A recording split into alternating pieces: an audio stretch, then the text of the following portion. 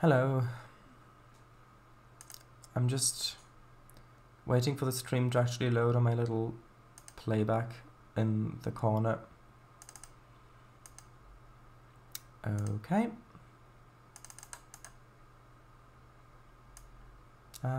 Yes, that looks good.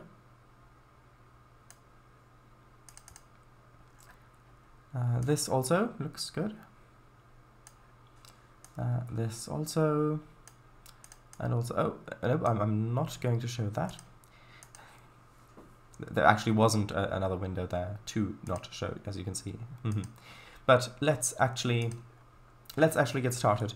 Now, I wanted to originally build this days ago, but it didn't work days ago. So we'll do it now. Although I do think I'll have to reduce the render distance a little bit. Yeah, let's try 3 kilometers.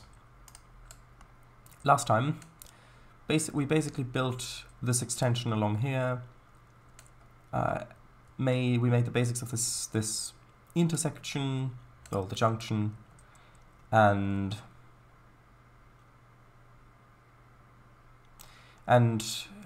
came underneath here.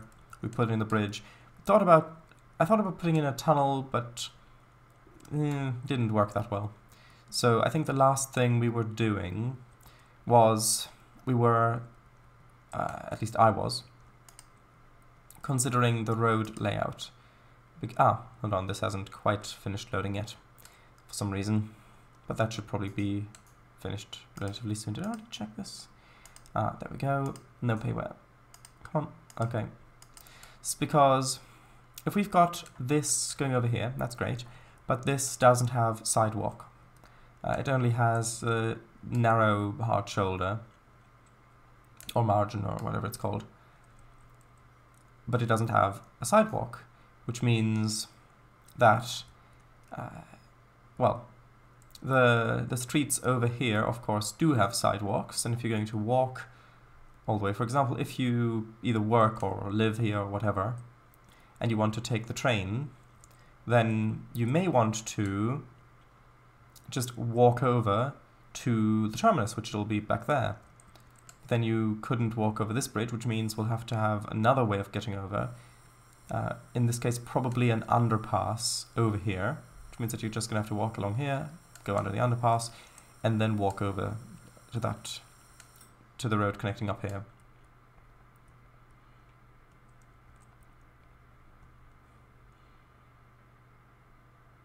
Yeah, last Saturday stream didn't happen. Same with Thursday. But we're here now. Oh, you could put sidewalk spines on that narrow hard shoulder. I don't know. That seems a little dangerous. I can have a look and see what it looks like, but it seems like it might be a bit dangerous. Maybe if I also put in like a barrier as well. Also, did you see active pick list?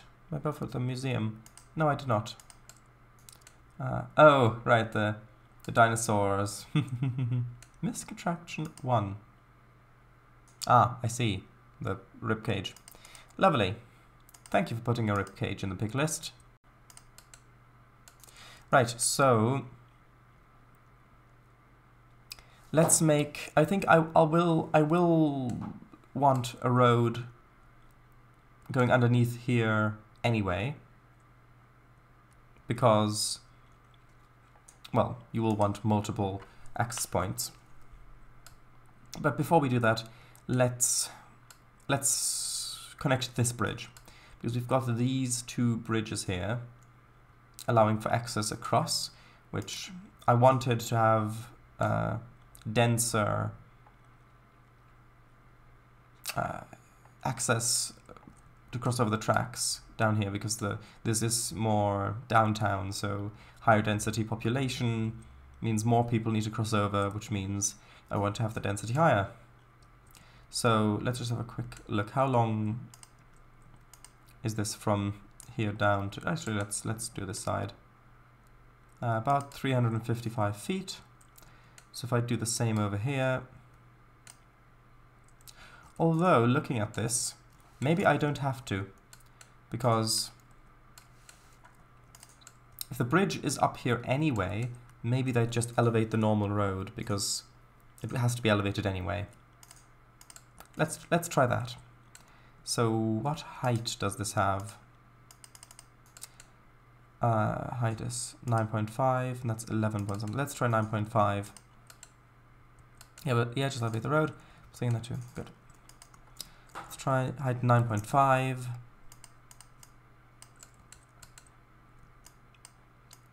Because the roads at this point up here are still going to be the painted ones, and it'll have to transition to the other ones.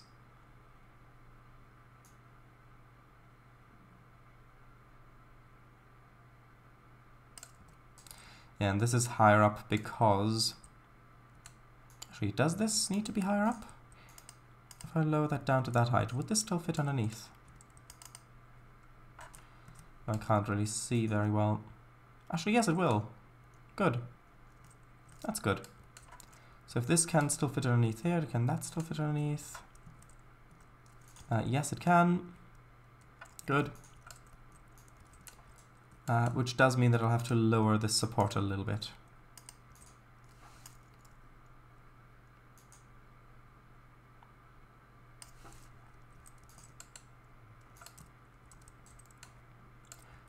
Okay.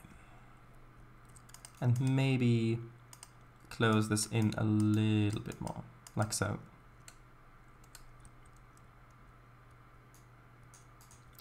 Okay, now, well, I'll probably do it with this road, because this is a bridge, the other one, so I'm not sure if I can actually apply the height to that one. But if we imagine the road coming along here on the left, then it would probably come down to about there at an angle like this, I would assume. So then if I straighten this, is that wide enough? I think that might be wide enough, but I will just quickly put in another one beside this, just in case.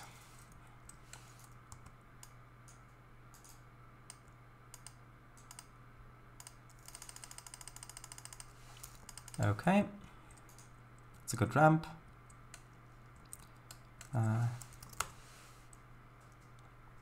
Justin Küchler.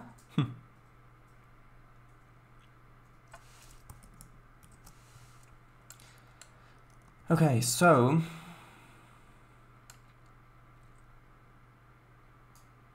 let's just put in the main 4-lane road going along here, and then we'll deal with the intersections.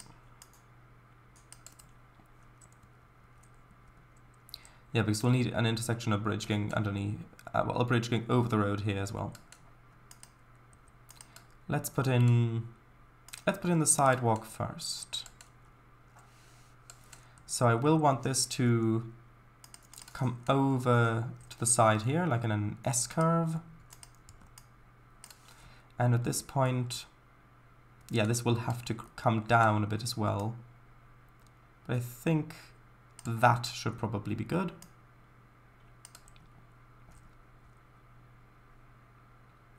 Actually, let's quickly put in a little road going underneath. What height did this go down to here? Negative 2.61. So now if I make it go down to negative 2.61 down here as well, that will work out, hopefully. So now I'll quickly go over and grab the double yellow lines, because I don't want people overtaking underneath the bridge. So as a center point, have that there. Actually, no, I'll have it go across like so, and then I'll put in the spline point in the middle afterwards. So that looks like it's probably long enough.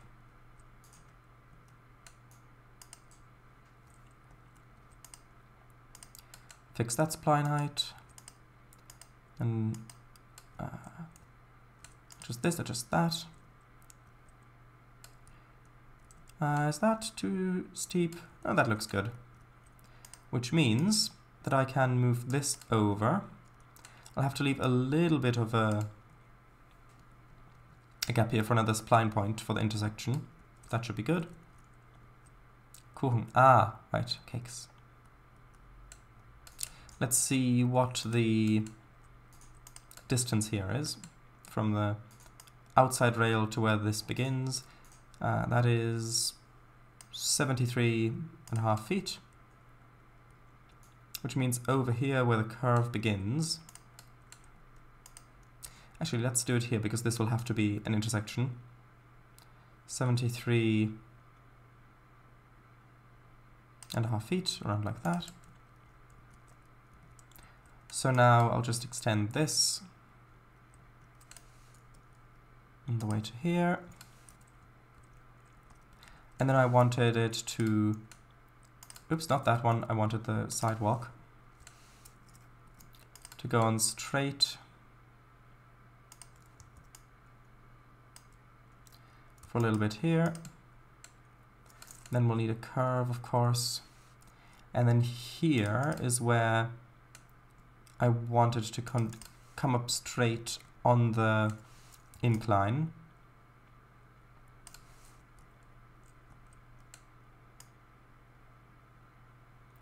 Ideally like that, in which case this will have to be moved back a little bit, like this probably, although that might be a little tricky to make the intersection work here.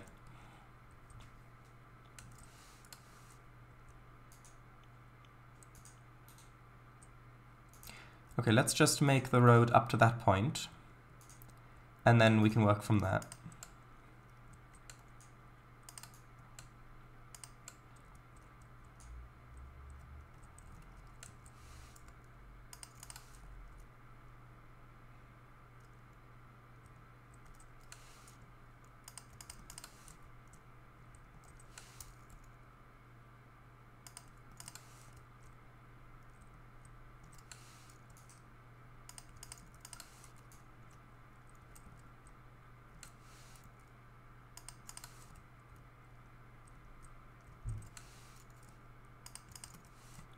Okay, next to that I need the white stripes, yes, correct. And here the ring just kind of ever so slightly touches the other one.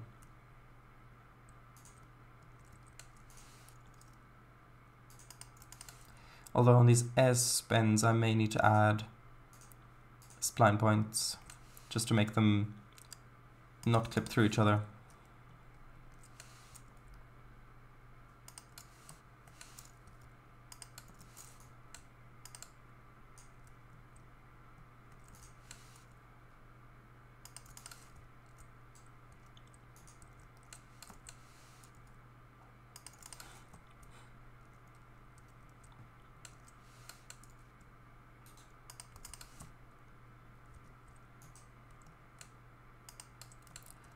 Okay, then I need... actually, then we need to decide. Sorry. Actually, this one's not straightened, is it? One moment. There we go. Although this spline point also isn't positioned perfectly. To bring that out slightly. Over here, I need to also move it about slightly.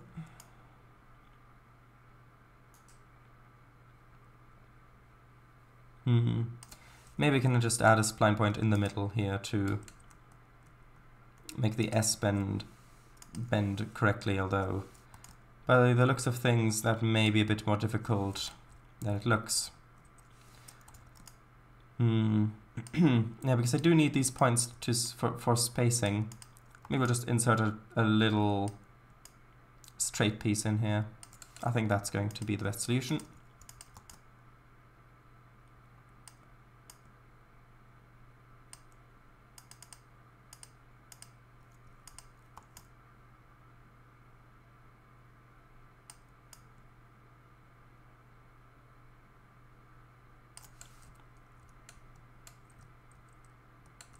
Yeah, the thing that I wanted to say is we'll have to decide how long we want the green margin to continue.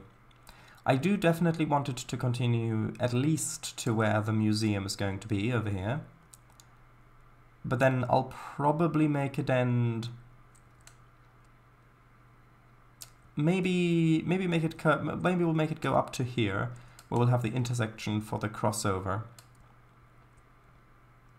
And then we'll see what that looks like, and if we want the margin to continue.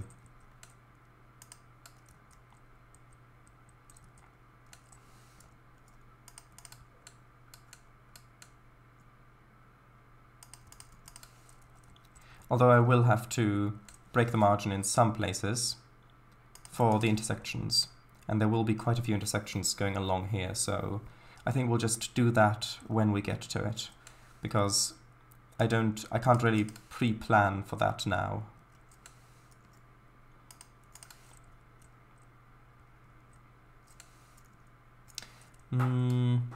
Okay,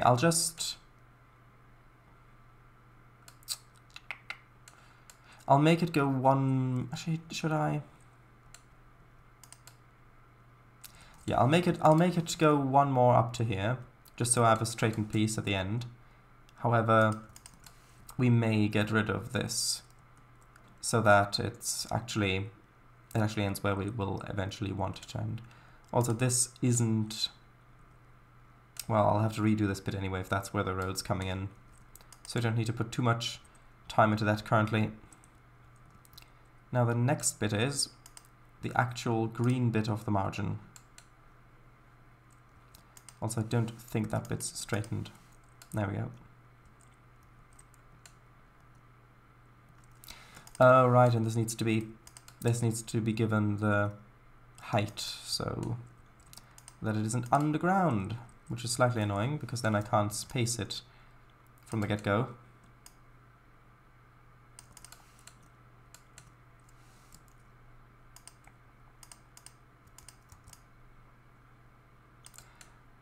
And also the apply vertex height tool does not have a keybind, at least as far as I can tell, which also makes it a bit more tedious to do.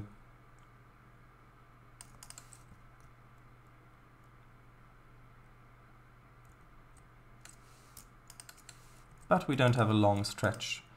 Well, we do have a long stretch, we don't have many spline points to do, so that's good.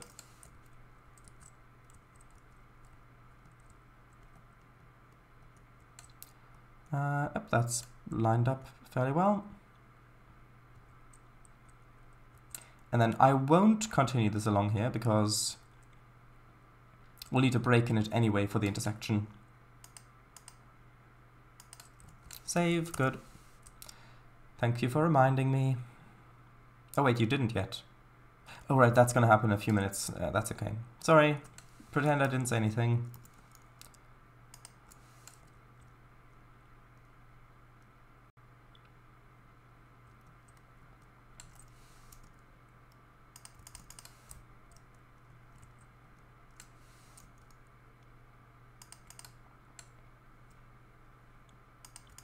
That bit straightened.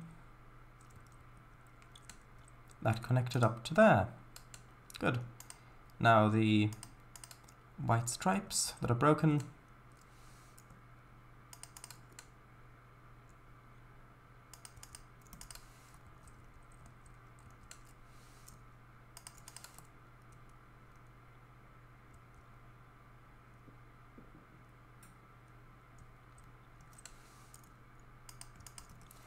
And these ones I will continue on for a bit, although I can't really, because I don't know the spacing. I was going to say I'll continue them on for a bit because of the spacing, although actually now that I'm looking at it, I think I will stop the margin here because we're already using space here to go over the tracks, so I don't think the city would like to use even more space for a margin when the road's already squeezed over a little bit. So I'm going to replace that with a double yellow spline. This one.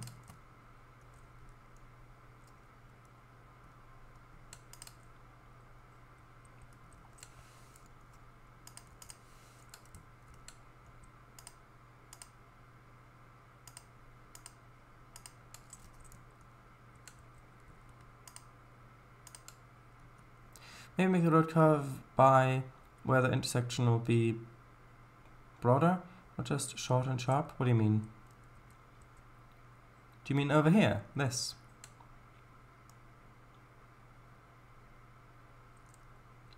Well, I'll have to get rid of this anyway and make the intersection come in this way. So this side will curve up like that, and this side will go in more or less straight.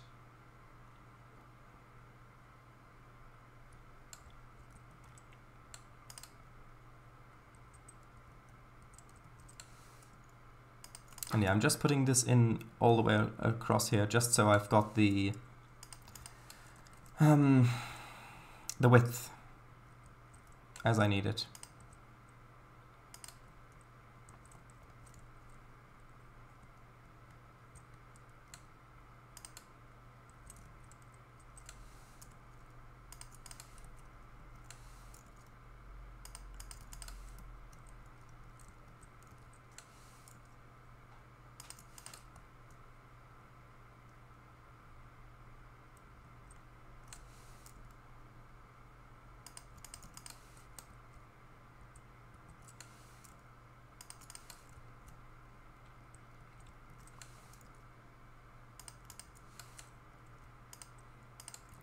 Okay, now just the sidewalk.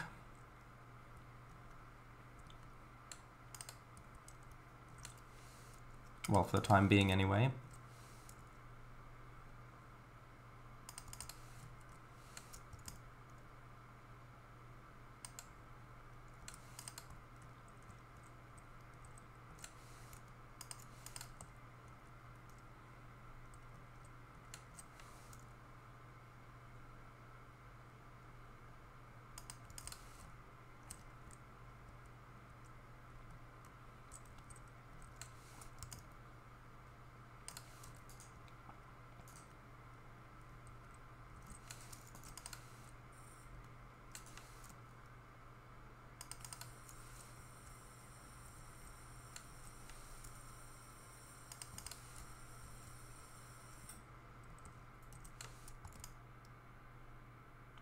Okay, like that. And then I'll need to redo this bit for the intersection anyway. I'll save.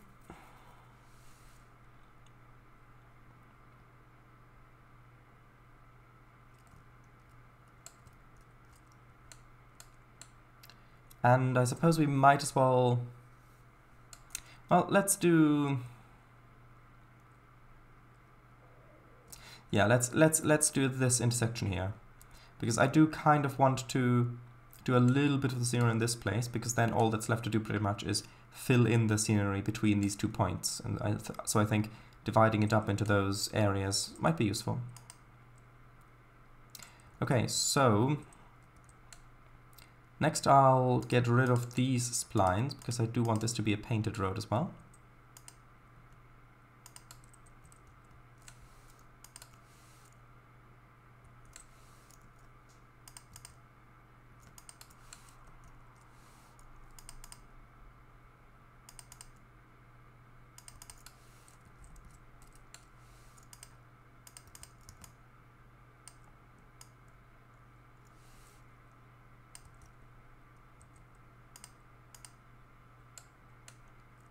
Right, so something like that. Then we need the sidewalk. And this bridge, I know that this bridge doesn't have a sidewalk that comes with it, but I may just add, I mean that one's a little bit too wide. It would really have to be the really narrow one.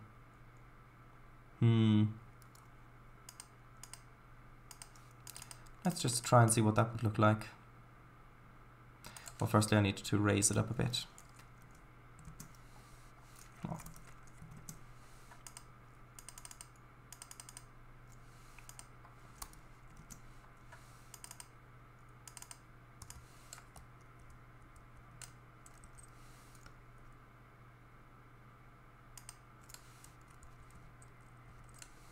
I know that's not great. Ideally it would be wider, but I don't really have a better bridge that is wider.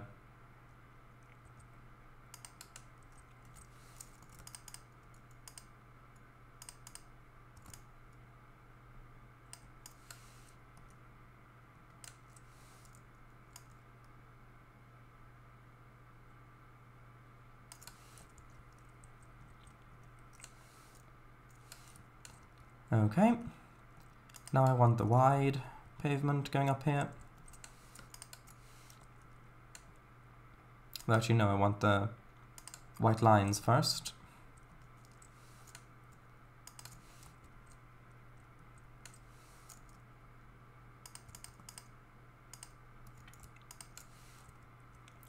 Just wanted to check if that was actually straightened. It was.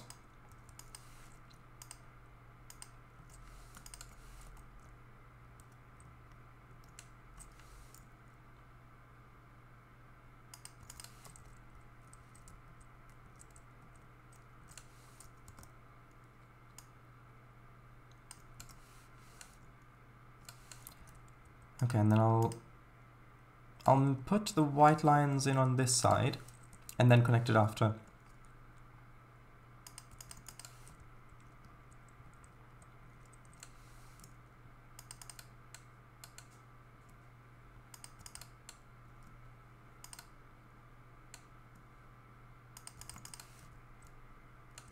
Oh, I think I held shift too long there because I'd added it as a separate spline.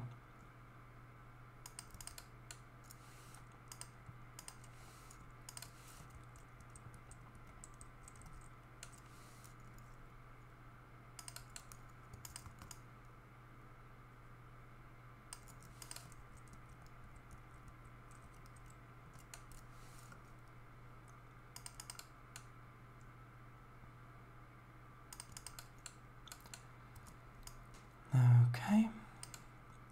Hey, this is great. I think I'm gonna get quite a bit done today.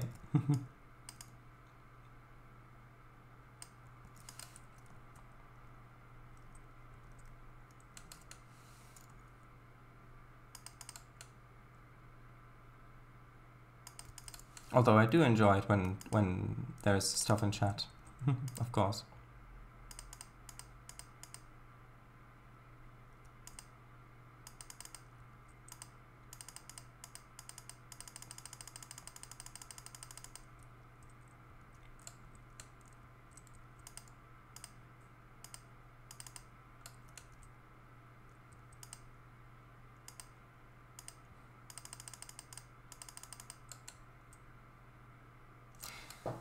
Right, of course, that's...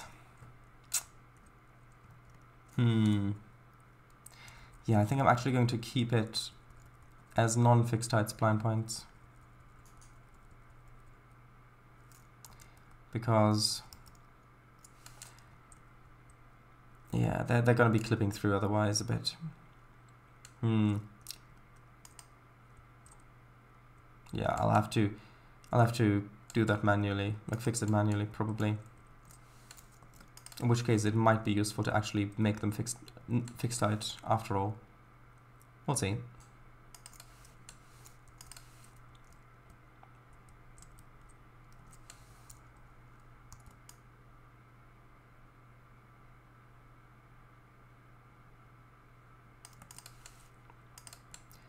Connect that. Connect that. Now just need to connect this over here somehow. So this needs to actually curve around and connect with that white line.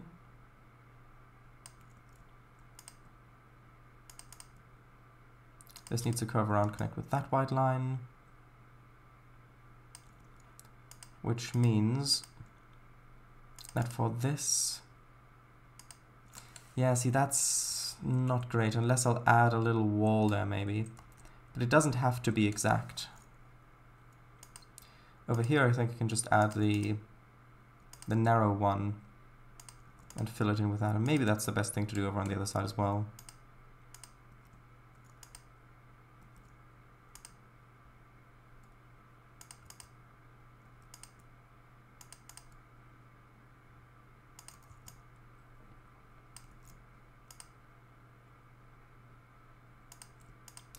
Yeah, I think that's going to fit best.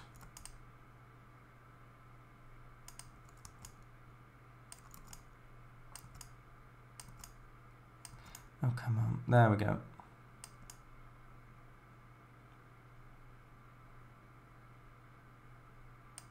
Though strangely enough, the width doesn't appear to completely add up. But if I'm going to add a wall there anyway, that should be fine. Height-wise. Well, maybe not height-wise, but it should be fine when I fix it up. Speaking of which, I think that should be now.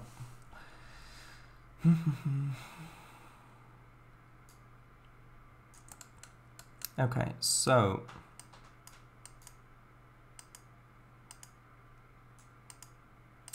yeah, I do need to make these fixed height after all.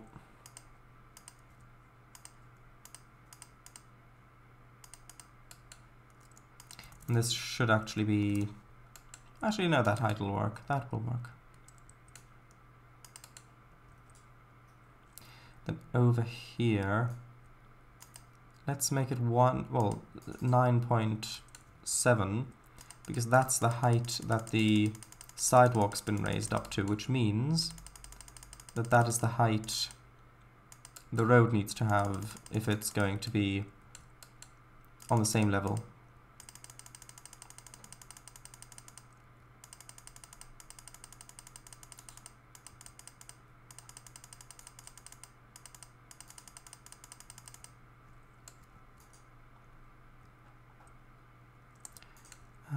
Almost.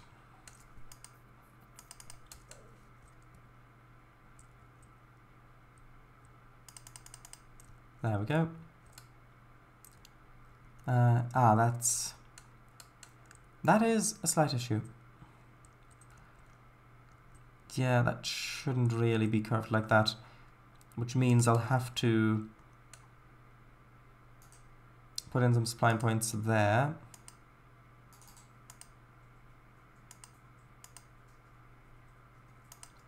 Just so that I can then straighten these bits. And then unstraighten that and then re-straighten that, I think. Hold on, which bits are straightened now? That's good, yes. That... Actually, no, is that good? That one's good. That one isn't. That needs to be unstraightened. Like so. This one... that's also not good. That needs to be reversed. Like so. Over here. That needs to be reversed. Over on this one. Actually, that one looks fine. Although I do need to move this slightly so that it's actually not clipping through anymore. Might be useful. Although over here, hold on. There we go. Yeah, that color is not particularly useful at the moment.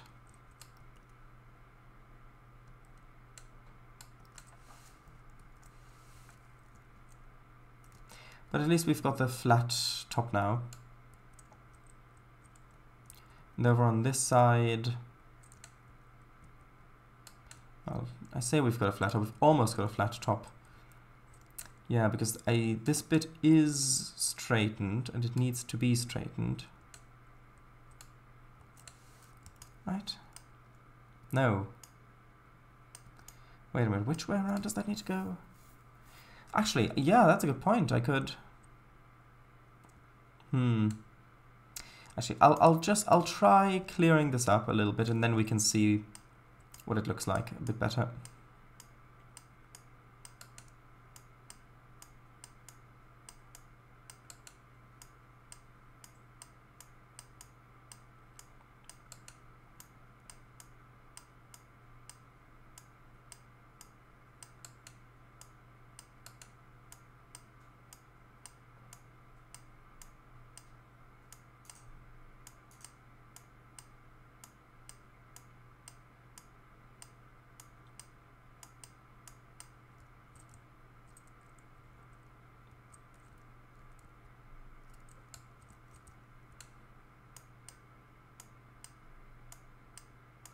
And now I need to just ever so slightly smooth some of these bumps out.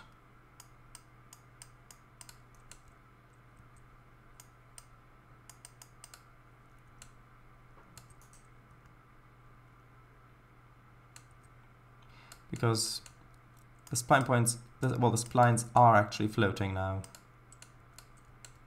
And they don't need to float this much. Well, they also shouldn't exactly be buried.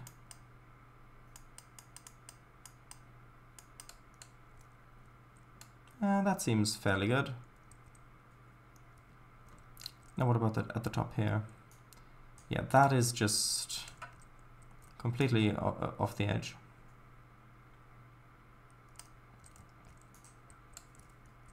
Yeah, not ideal.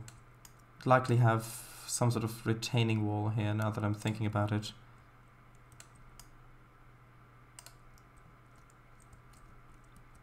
Let's just uncover the road first.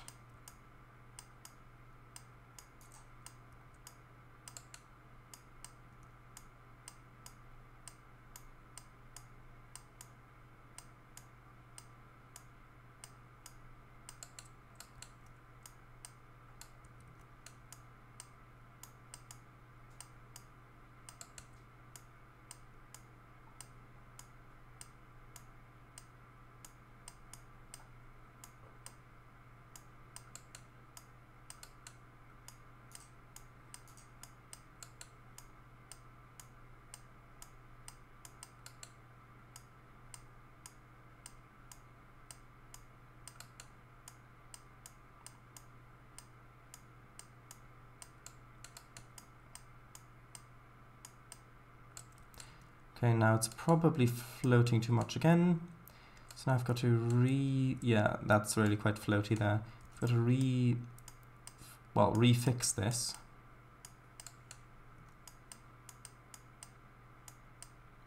This is where the painted roads are a little finicky, but it'll fit very well afterwards. And considering that it's on a slope like this, you are actually going to see it quite prominently from the tracks.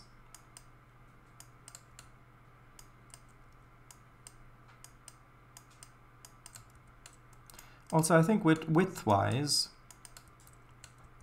this looks quite good. So I think however the splines are set up now up here is probably okay-ish. I do need to raise it up here a little bit, some areas. Just so that it actually meets the spline.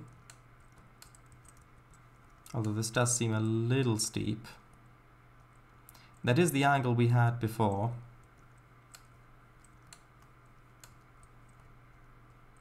As you're coming along here, does that also seem a little steep?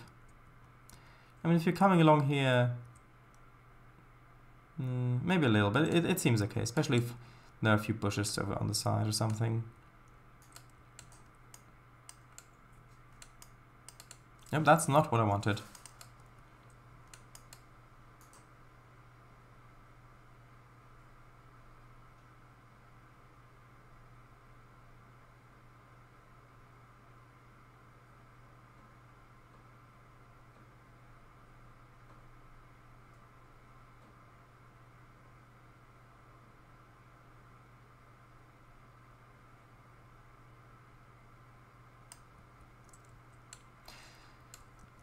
Okay.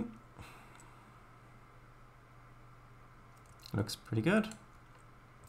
Now I'll get rid of the ruler here and that one as well. Then I'll paint on some of the asphalt. Actually, is this already the texture I want? I think there's already the texture. Yeah, good.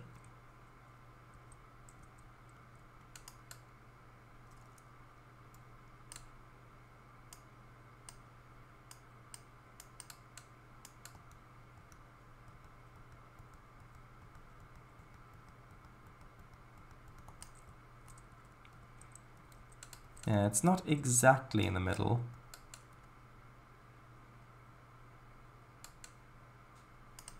Maybe I can change that a little bit with the angle here. Or actually down here by the looks of things. I just move this over slightly like that. Yeah, I think that's better. A little bit.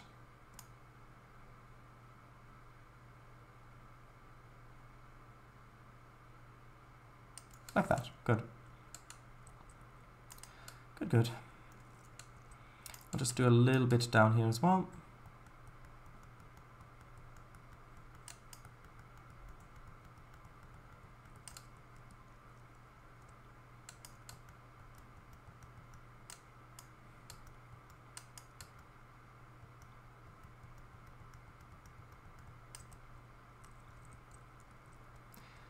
Now let's quickly do this intersection. Quickly.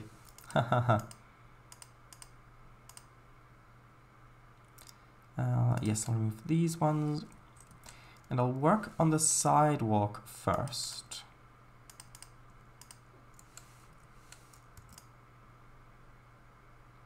That seems reasonable. And then I'll put in the...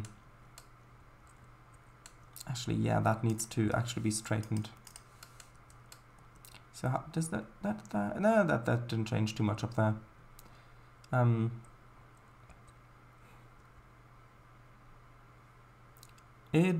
It'll fit. Okay. Walk on the side work. Walk on the side work. Maybe. Maybe we'll do just that. But then again, maybe we won't. Also, I will need to add a spline point there because it's buried, so I need to fix that a bit. It's okay.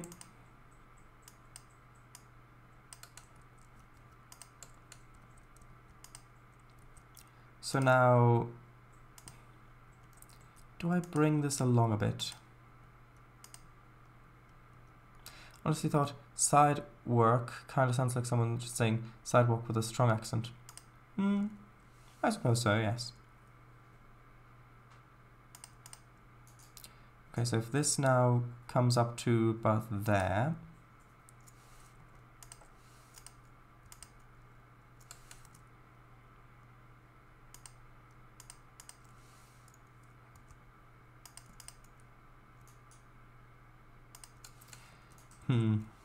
I'll bring this over. So if that comes over to there, straighten, actually, I'm not going to straighten that. I'm going to add a little spline point there and check. Yeah, that's good. Now I'm going to straighten it. Connect it up with that one. This needs to be a little bit closer.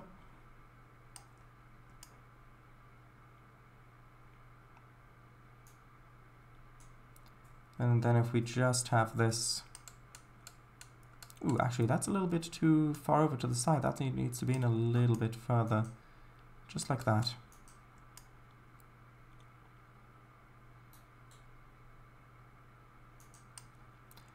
A little bit of flattening up here, just like so. That looks a little narrow here now. Hold on. Just like so. And put the sidewalk along it. And I think that this will actually be relatively fast, making this intersection.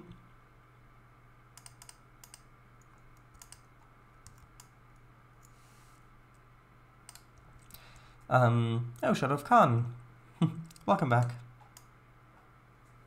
It was fun having you on the convoy before.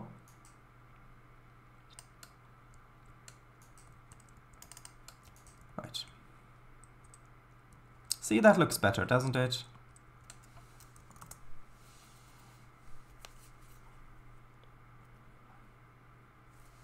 It was.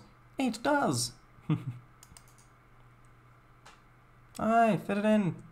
What do you mean I fit it in? What?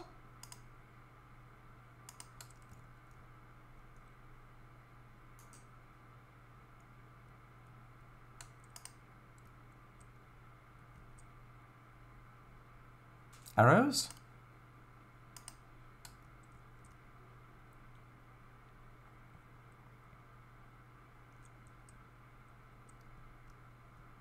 Oh, fill it in. What? I don't know what you mean, fill it in.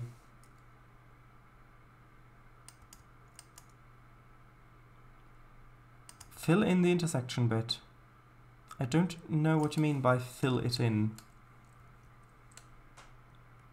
Oh, you mean the texture? Of course.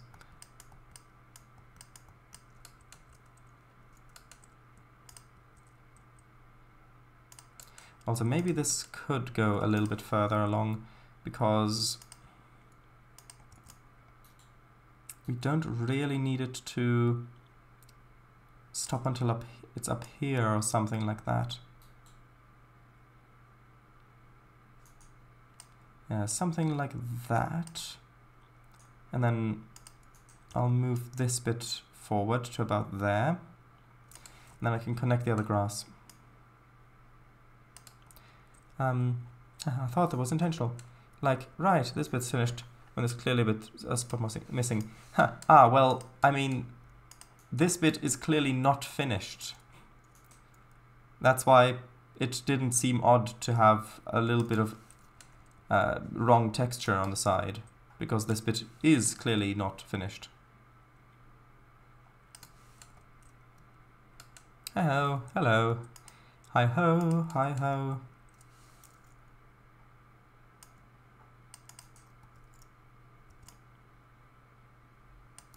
Also with this bit, because it's already beginning to curve, I guess, I could just move this up and have the curve be a little bit sharper. That's probably the easiest solution, because otherwise the lanes are going to, it's going to be a little strange with the lanes being narrower or broader than they should be at some of the points. So yeah, I think having it like this, although now that is a little narrow for all the lanes to fit across. Yeah, that isn't great. Hold on.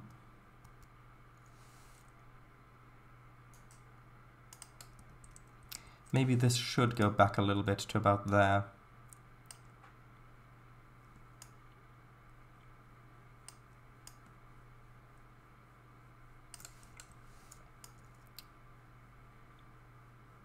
Because it's not just splitting up. The 4 lanes do actually continue, which is the thing. Well, a thing. There are the things which could be the thing.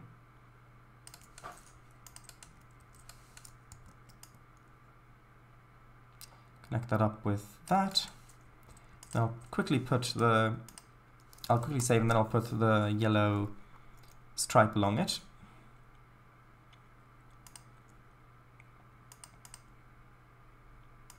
And yeah, I'm just going to do it manually, like each little bit, just to make it look round. The Thing from Under the Couch. Thriller comedy, 2017. That actually doesn't sound too fake. Okay, next. Do I want to bring across the... yeah, I'll bring across the crossings first. And given that this is going to be a major intersection for pedestrians as well, maybe I should put in a zebra crossing.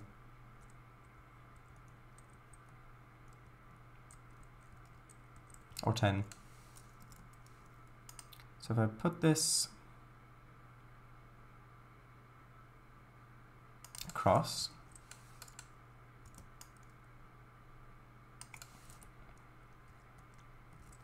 and then have one crossing like that, which I know is a little awkward with the angles of this, but I think that's okay. It's not too bad.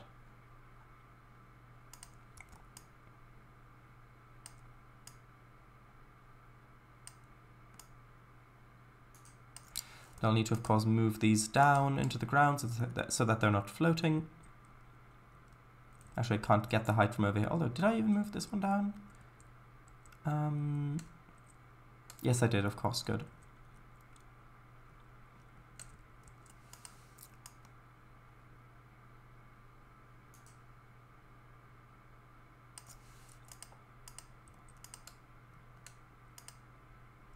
That's a bit too far. I think it was negative 0.4. The height, yeah, I remember now.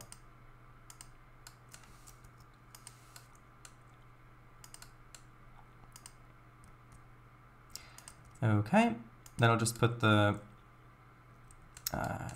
actually, do these have the side, like the side stripes? I think that I should put them on this intersection regardless, because of how curved it is, and I think having it like this doesn't look that great, but I think that if I do add the stripes on the side, that will help to kind of fit to the curve a little bit better.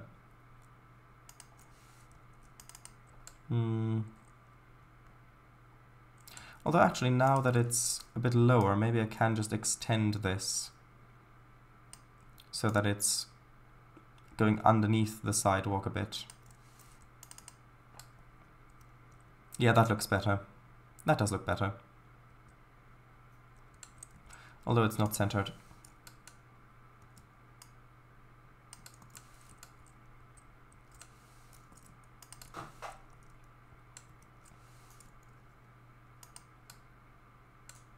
I know it continues beyond the edge marking, but like this, at least it looks like it fits with a shape.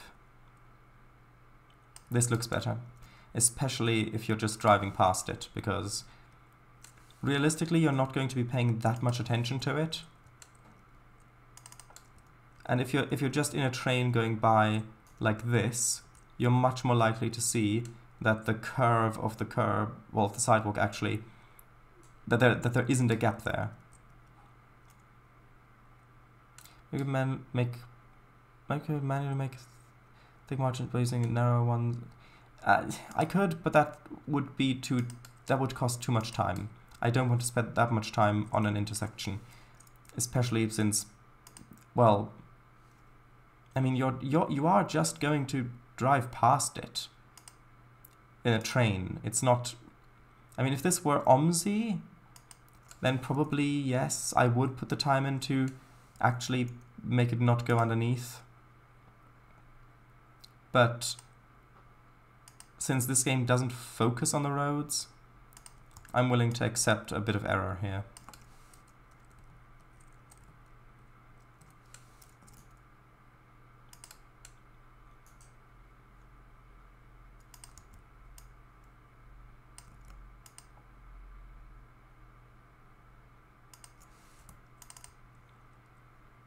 Okay, now we'll need traffic lights. Gotcha. What if you're stuck at a danger and your glance wanders over the intersection though? Well, then hopefully you'll be impressed that it's actually a custom intersection with splines. That's not just an object that's been clicked down and connected with, and you'll accept that a little bit of error is okay in this area. True. Ah, good. I'm glad that we're on the same Twitch page. Yeah.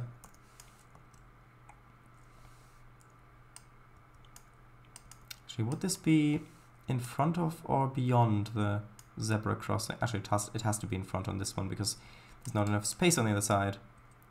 But yeah, that's okay. And then I'll do it over here as well.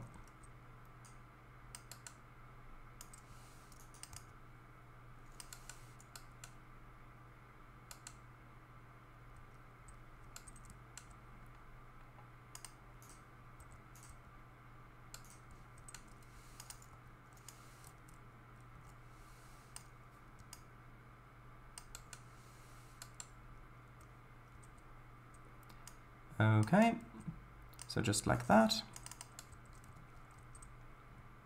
There we are. I'm really quite happy with that. although has taken a while. And I'll need to make another intersection over here. However, the intersection over here will be easier because it's not at such a weird angle. It'll just be basically a 90-degree intersection coming in, even though this is on a curve, but I'll just insert a little straight bit for it to merge into, so that'll be okay. But before we do that, I do want to quickly make the other ramp, well, the ramp on the other side over here, which, now that we know roughly what we're doing, I think that this shouldn't take too long. Although, actually, yeah, that'll be good. I was thinking about whether I should use or put down the center marking first, like the double yellows. But I think this works just as well, hopefully. I'll change the angle slightly like that. I'll add the white marker on the side first. Also, I am actually really quite excited for when I've finished, well, I say finished, for when I've got my very first Trainz train asset finished enough to actually show you and start the route for that, which, given that the MVR is nearing its conclusion, is pretty good, I think. I will show it off then, but not in its current state, because in its current state it is missing some quite important bits. For example, there aren't actually any coupler models on it, and also it's missing a lot of details. Also, it's missing a cab, like the the cab view cab. Elisa, VGR, welcome. Will the redacted route become the next Hadden-esque series? Only the finished protocol behavior? Partly yes, partly no. It will be like the Hadden-Cod tramway in that I will make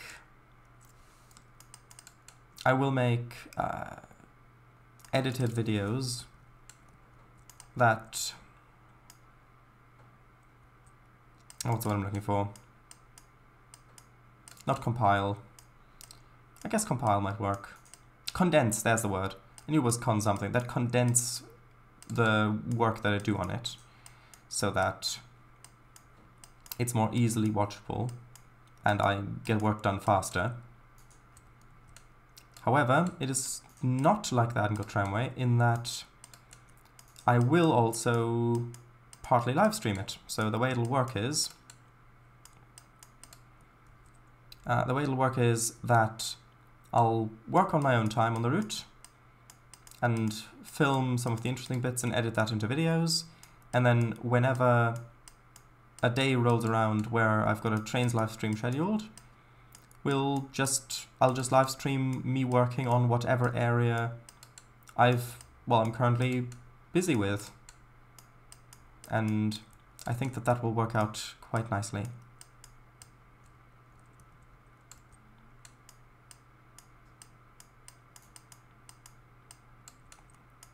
Because then you've kind of got the best of both worlds. Except that not the entire process will be archived, but that's okay.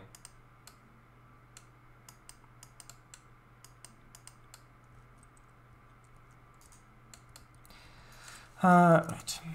Partly live streamed? Yes. Carol has connected. Oh, hello. Beep. Ah, beep. Oh, ouch, actually.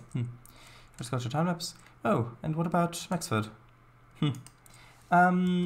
Maybe. So, I mean, when I get more experience in making my own train assets in Trainz, or for Trainz I should say, then why not? Because the main reason why I stopped working on that was the fact that there really wasn't any good rail car that had the correct pantograph height to work with the steeple cabs.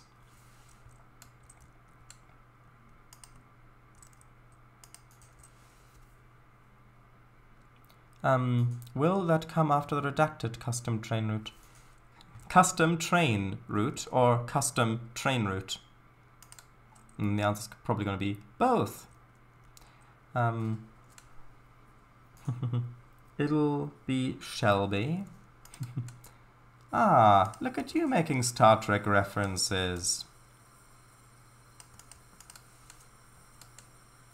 Interurban Paradise. Interurban Paradise. Interesting concept. I have indeed gone between urban areas myself, yes. Well, that is a bit close. I think I'll need to change the angle on that slightly, like that. You could make up your own interurban rolling stock. I could, yes. Design it and stuff. Yeah, and for an interurban railroad like that, I think that would be a bit more appropriate than for what the other route that I've got planned is, because a lot of the rolling stock for these railroads was, at least as far as I know, designed specifically for those railroads. I know that there's probably some amount of standardization with some of them, but the variety that there is with those, like with a little interurban railroad, I think it's much more believable that they would have their own their own designs running on the railroad.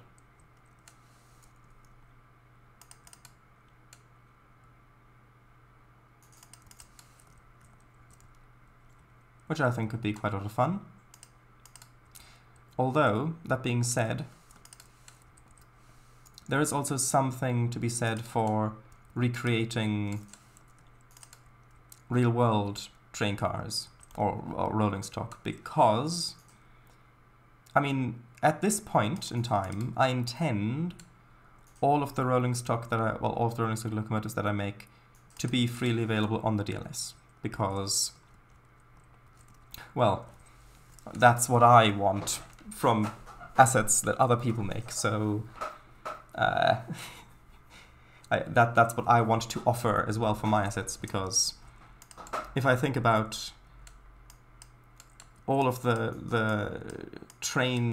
routes that I've made with all of those wonderful assets on the DLS, if I put myself into like a Trainz player's POV or shoes, and I see someone's making this great asset, and then either but it's going to be on a website somewhere, or but it's going to be payware, the train, then for me that asset might as well not exist, because, well, if it's payware, then I won't be able to use it on my own, either on my own payware routes, or even if I make the routes freeware, people would still have to buy the DLC for the train to be able to play my freeware route, which would then severely limit the player base. And if I'm going to put in this much time to make a route, then I want as many people as possible to be able to play it. So, yeah. If a train comes out, if I make a train at least at this point, my views on this may change in the future, but I don't think they will. But at least at this point, I can't see myself making train assets that won't be released on the DLS.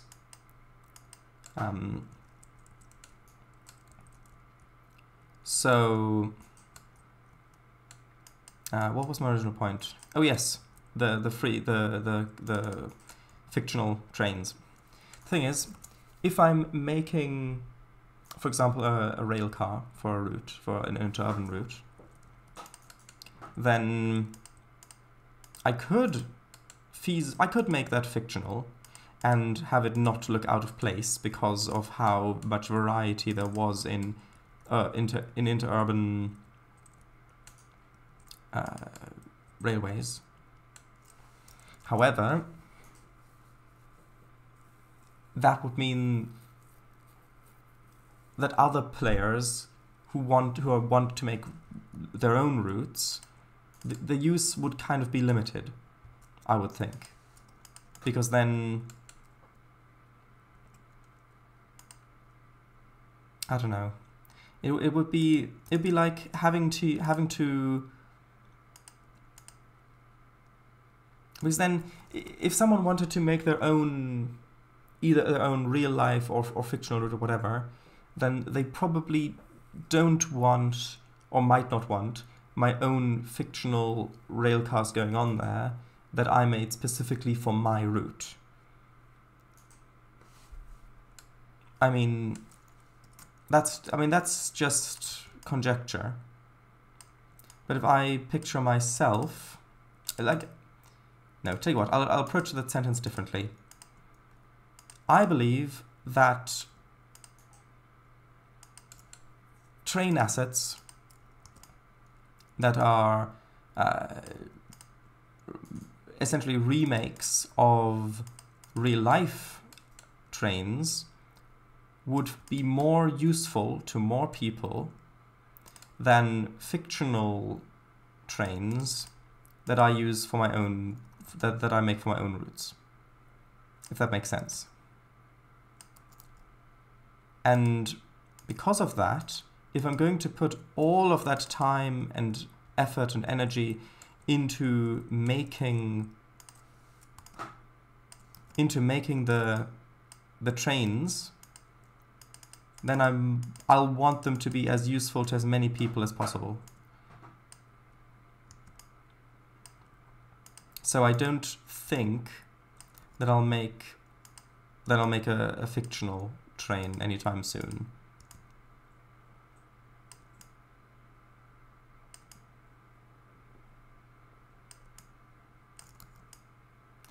Oh, come on.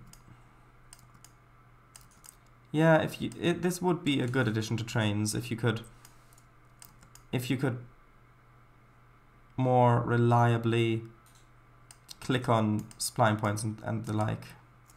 But that's, I think, good enough. Yeah, especially since Max were fictional. These also had interurbans as well, and streetcars and such. The Pacific Electric. Oh yes, that is the thing with the map that you linked. Is that map on this page, or is it some... Ah, that is the map, I believe, that you linked. And yeah, I mean... That is really nice. And I think that if I were to recreate a section of a real-life route for a change, because the last time I tried to do that was, at this point, probably over a decade ago. I think that an interurban railroad might be quite suited for that. So is that height different? That's a little strange, because actually, maybe not, because that's got the lip there. That's got the lip there as well. Anyway, not really going to see it from this angle anyway if you're going to drive along here down there, so that's fine. Yeah, because with the interurban stuff, there, I mean, like for example with that, there tend to be quite detailed maps for interurban routes, I've found. At least the ones that I looked at previously. And you can get a lot of different variety in them. It's not, because if it were another, if we just stick with America for now, or other non-urban stuff, like there is an exception to, actually there is an exception to this, and I'll say that in a bit, but yeah, most other railroads, if it's supposed to have scenery, like, I mean, well, if it's supposed to have scenery, if it's supposed to have countryside in it, then most of the routes would just be more of the same. And by that I mean, there wouldn't be too much variation in terms of what kind of scenery is built. For example, Nate's, what's it called? He posted lots of images on it on Discord. It looks beautiful, but it's just miles and miles and miles of the same kind of scenery. And I think that would just get really boring really quickly for me. So I would have to, if I were to recreate a real life route, and I'm just going to extend this to make the intersection over here. If I were to recreate a real life route, then it would have to be somewhere that has a lot of variety in what kind of scenery. So I think that an interurban railroad, or a section of an interurban railroad, would be quite suited to that, because you get street running, you get stretches between towns across fields, sometimes through forests and stuff like that. And in the case of some of the Californian interurban stuff, I found old footage of them even riding some into the mountains as well, which might actually be that same interurban railroad, I don't know. And so there are definitely some interurban railroads that have a lot of variety in terms of what scenery there is. Plus, they tend to have stations quite frequently, and so it would also be interesting to drive on. The only exception to that, which I mentioned before, is sort of metropolitan or near metropolitan passenger stuff in the UK. And I'm talking about, like, for example, the South London network in Train Simulator, for example. Although I'm not sure if I will actually create a little straight piece, or I'll just try and put it in straight like that. I think I might just do that. That might be easier. So, yeah, if I tried, like, for example, recreating a stretch of, I don't know, I can't think of a good example at the moment of what might look good scenery-wise and stuff, but there's lots and lots of scenery rich passenger lines in the UK still that would be quite good to recreate as well. But then it's just a question of what kind of routes I've made in the past and what would be a good change of pace and things. So, reading chat. Yeah, cry. Same with the beautiful BR Class 42 warship that recently released. Oh, right, with the payware stuff. Looks brilliant, but it's payware, so yeah. I mean, if you are someone who plays Trainz mainly for driving, like how you would play, like how most people play Dufter Games Train Simulator, then having payware rolling stock is fine. I mean, if you're going to put all of that time and effort into making a train or a locomotive or whatever, then getting paid for it is, of course, a very positive thing and something that you should strive for. But because of the way that I play Trainz and that a lot of people play Trainz, where you're not the consumer of the content for it, but rather the creator of the content, having payware assets that you can't use for it is just not very helpful. So yeah, which is why I think if I did make a locomotive for Train Simulator, which no, there aren't any plans for that. Ahem. Then I would make that payware, but for trains, no, I wouldn't. Also, is that roughly equidistant? Hold on, let me just... I'll continue to read chat in a moment. I just want to make sure that that is actually... yeah, that label is... that's good. That's pretty good. Looks... Right. Sketch, confused, quiet, beep. Aww. Also, congrats on surpassing 1,200 downloads, Trainz. Oh? On what? Is that... It's been downloaded over 1,000 times? The Hadden Tramway? Look at that! Over 1,000 times! That is... incredible. Well, there you go.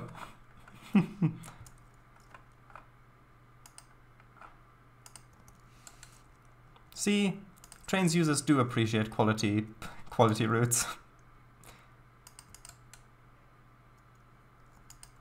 I say that as if it's countering some sort of point, but there is no point that's being countered there. So I don't know why I said it like that.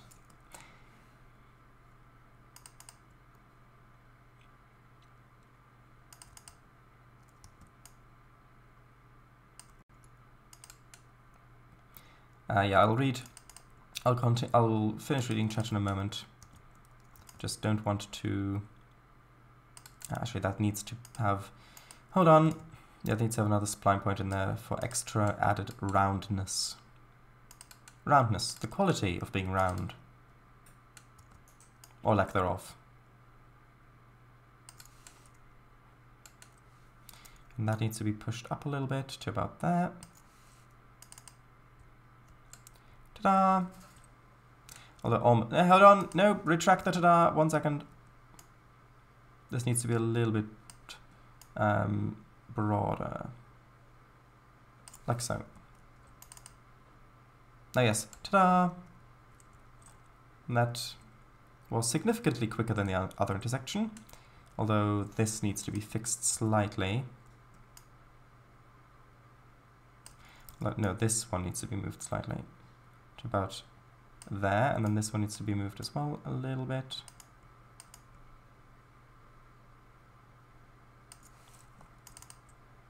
Yeah, there we go.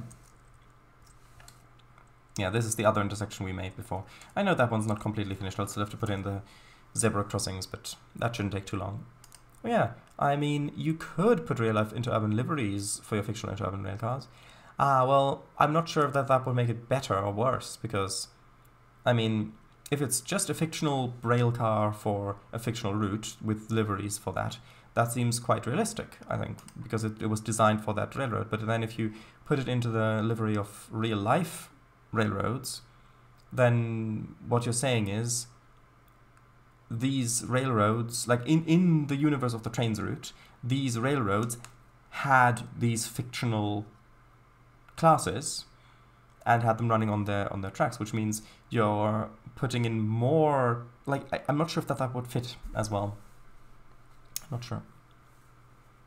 The other way around, I think, is much better, because that's what I'm going to do here as well, where I've got real-life designs, like, for example, F7s or whatever, and I'm going to have them in the Milton Valley Railroad livery, because it's a fictional railroad as it is, but having the other way around, having a real-life livery on a fictional train, I'm not sure. I don't think that works as well. I guess, yeah. Carol, hello, Mr. Trainz. I just took a shower. House Kitch didn't bother you much? No. Owls and friendly aliens are always welcome. Sketch, hello, Mr. Trainz. I just took a shower. Hope Carol didn't bother you much. Pacific Electric also appeared fairly prominently in Who Framed Roger Rabbit, 1988, I'm aware. Oh, Mickey Cole, hello, welcome. Good to see you again. Sleepy beep. Aw. Midwest Corridor, Midwestern Corridor. Something like that, yes. I'm getting ready to let Skitch free on her nightly hunt. See? Probably just made that up, but I remembered something like that. I'm not sure what you mean about that, sorry. Next. I have no clue what's going on. We're talking about trains and owls. A catchphrase, haha. Hey, UK train goes high-pitched scream. Some of them, yes. Oh, I think your tea is ready. Kel, what's so scary about Skitch going on her nightly routine, Mr. Kango? Ah, not necessarily scary. Just, probably empathizing with the prey. Hold up, now that I think about it, I'm gonna make some tea, Rebecca. Okay. Yeah, must be terrified. Wanna try Train Simulator Classic? And if I do, I'm gonna get a USA American narrow gauge railroad. Ah, yeah, the Train Simulator Classic is currently on sale on the Humble Bundle. I don't have the link here, but hold on, I might be able to quickly find it for you. I don't know I don't know if you've got it yet or not, but hold on.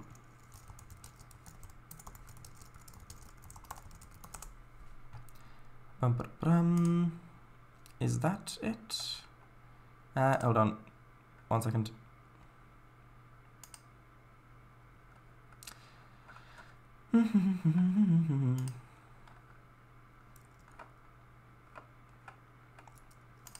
Yeah, there you go. This is the link. So if you can pay just over £5 on that, and you get the game along with quite a few routes and some trains as well. And if I already read that. Sure does. Yeah, I get you. If you just play Trains, pay rolling stock's fine, I guess. But being as I mostly just use Trains when playing it, well, yeah. She doesn't need mice, Mr. Kango. She's insectivore. Yeah. And over 566 here. Is that your session? Oh, the Shane Lake route. Huh. I mean, good. That's surprising, considering that this is a Tane route specifically. Or insects, whatever. Skitch is useful. She eats the bugs from my grandpa's ingredient storage. I see. Real life or fictional railcars. I think it's just kind of like a parallel universe. Like, if this company existed and built these, for us, fictional, railcars, which these railroads use as well, for us, fictional railroads, used, which these railroads as well as for us, fictional railroads used. Yeah, I get what you mean. But I don't know. When you're playing trains, at least when I'm playing a train simulator. Oh wait, is this the same? Oh, that's what it's. Right. I see. Right. Yeah, if like when I'm playing a train simulator, I'm playing it because I want. Like if I'm playing it either building stuff or mostly if I'm driving on somewhere, then I'm doing so because I want it to feel realistic. I want it to feel like I'm actually in this fictional place. And yes, I do include real, like, representations of real life places in that. And so if there's a train that existed in real life or exists in real life, that feels so much more realistic, like immersive is the word I'm looking for. Train simulator. No, I meant any train simulation game. So including Train Simulator as a train simulator and Trains as a train simulator. That's what I meant and what I said. So yeah, it's so much more immersive if the train you're driving actually existed or exists in real life, I find. So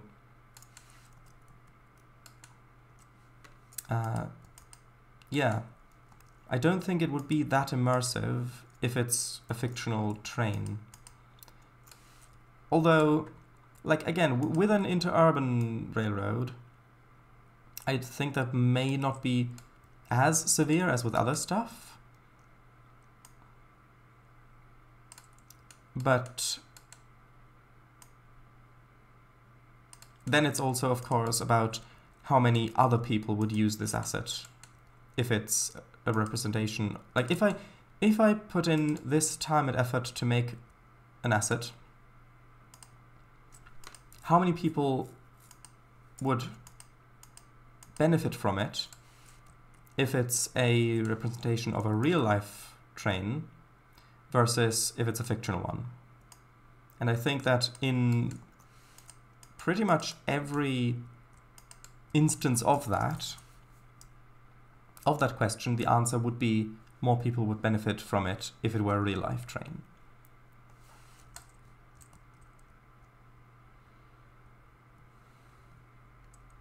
Right, and I do actually want some more zebra crossings here. I think you said trains, right? A train simulator, getcha. Yeah, but can't fictional train cars feel immersive too? Yes, they can, but I think the mere fact of it not being a real-life design already makes it feel less immersive.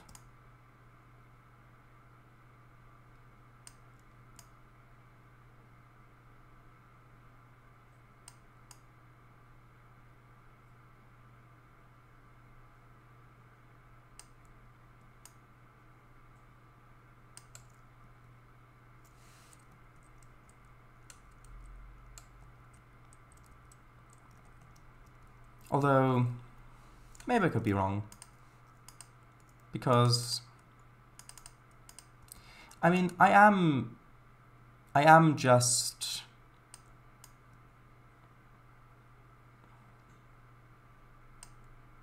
I mean, this is of course all hypothetical. It could be, in practice, it could be very different. Especially if there is lore that goes with the fictional designs. Like, for example, with the Milton Valley Railroad, for example. If I did make fictional locomotives for this, like, for example, my own fictional gas turbines or something like that, then if I made them really high detail realistic looking, and if I researched how gas turbine locomotives work in real life, and then actually made designs for them and made them as authentic as possible so that they could feasibly exist in real life, and then put them in, and also put in some lore about them, then... Do I need that zebra crossing there as well? Yeah, it looks good. If I did do that, then maybe that could still feel realistic. Especially if they're mixed in with actual real-life designs like F7s or stuff like that. So that it's kind of like an alternate history situation.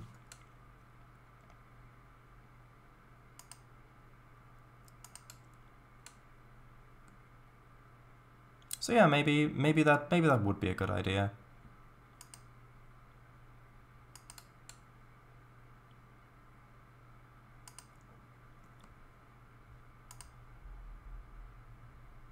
You know, Kanga, I think that if you figured out how to make a train asset in Trainz, I think there would be a lot more fictional trains on the DLS than there currently are.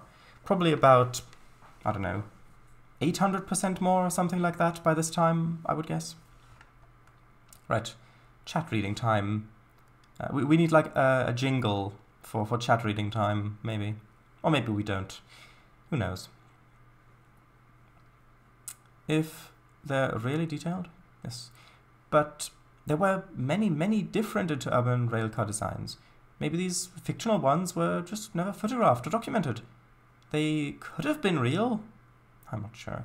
I think people would be happy to have great interurban assets either way, be it fictional or not. Okay. What up? What up, nerds? I'm back. Got my tea. Welcome back. Oh yes, if you involved real-life interurban railcar builder companies in your own fictional one's backstory.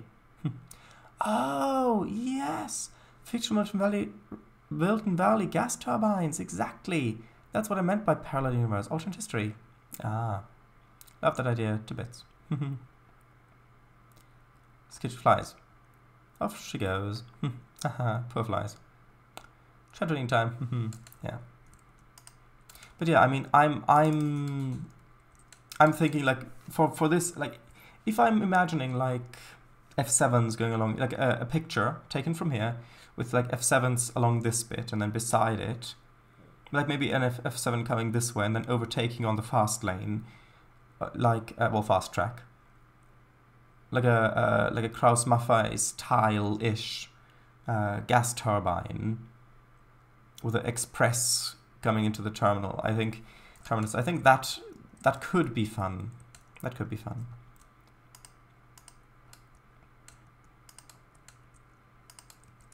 Yeah, exactly. Although part of my original point does still stand, which is the time commitment. Because I didn't say that these trains, well,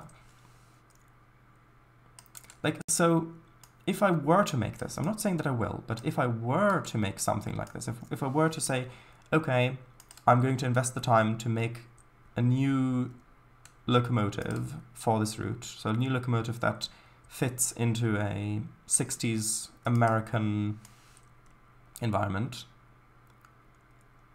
would more people find it useful or find use from my time investment if I were to make... Actually, I need to put in the thicker solid lines first. Actually, it doesn't matter much. If I were to make this fictional design, or if I were to put in a real-life locomotive that's not on the DLS yet, but that actually existed, and that people could use and reskin for actual historic routes or historic stuff that's based, well, routes based on historic stuff. Because, I mean, if it didn't take that long to make these trains, then it wouldn't be that big of a point, but especially since I'm only just starting out and learning how to make my own train assets, the time commitment is considerable. And so I just want the most people possible to get something from that. So it'll be worth it the most, I suppose.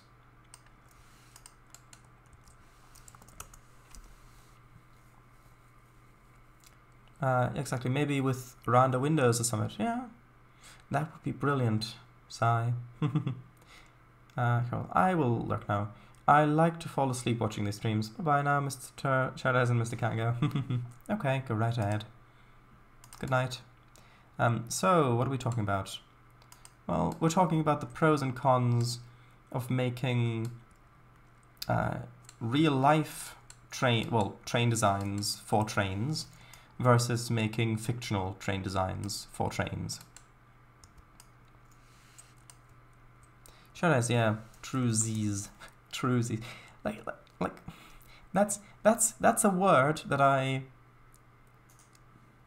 find difficult picturing you saying in an actual sentence that you speak vocally, even though you use words like that quite commonly in your chat messages. Although over time you will get more proficient in your train building skill, it won't take as long. It'll go quicker and quicker with every model. I could say the same thing about your your custom trains for trains. Okay, that looks pretty good. I'm quite happy with that. Although I do now need to make this intersection up here, and I hope that I do want to...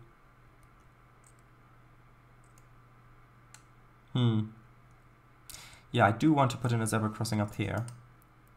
Actually, that's not the zebra crossing, hold on. my what?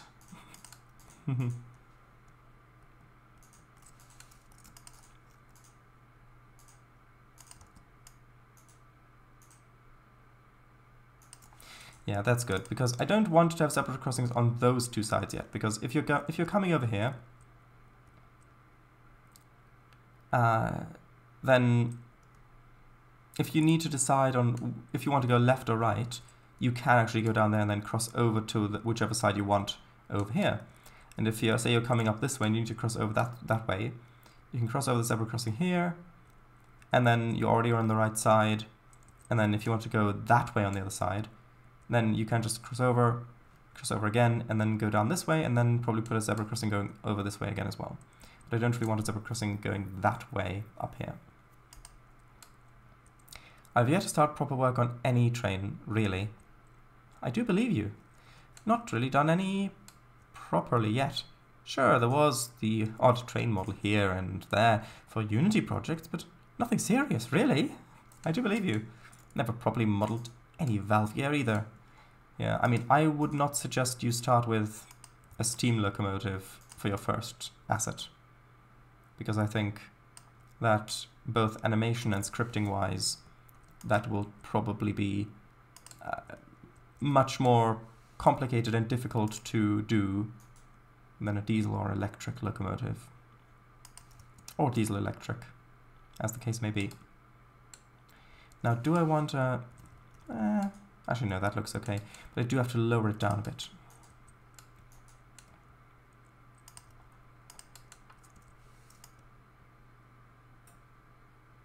Actually, what height does it start as? Sorry. Okay, which means 9.22.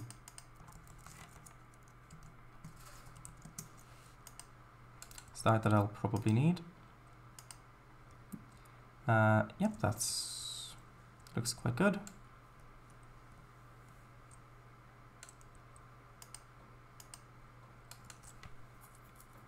Well, there goes my reskinning idea out the window. Oh, what do you mean? What happened? What's your reskinning idea? Do elaborate. Actually, I think in this case it looks better without the extra white thing going across. Could port my National Mark 1 to Trainz with a Daimler's Desti text script. I mean, I don't know, maybe. I would make a new model and then import it step by step as you're making it, keep re-importing it, seeing if it still works, re-importing it, so that if it doesn't work at some point, you can still, you know what you changed, so what broke it. Oh, why? Kango, Fango was thinking of reskinning a steam train, but no, I was talking about making your own custom train, so making a model as well, like from scratch. Like making the 3D models and animating it and making the scripts work and all of that. So making it from scratch. If you're just talking about reskinning a train, then you're just changing textures for it. So in that case, I don't think it matters too much what kind of train it is, as long as you can actually edit the text files. So yeah, there's a big difference between those two. So yeah. Bye-bye, Lisa. Good night. Yes, see you tomorrow. See you tomorrow, indeed. Bye-bye. Shardis was talking about starting a steam locomotive as your first train asset for Trainz. Yes, custom completely from scratch. Yes. I was thinking of buying Photoshop to reskin. There are alternatives. Like for example, you can use GIMP, which is free, and has a lot of good features, like the same features that Photoshop has. So, Paint.net, yeah. I think that if you're... I would try those free alternatives and seeing if those suit you well, and if they do suit you well, then you don't need to buy anything else. But I would try those first, especially since Photoshop, as far as I know, Photoshop, as far as I remember, isn't that subscription based now? Might be, I don't know.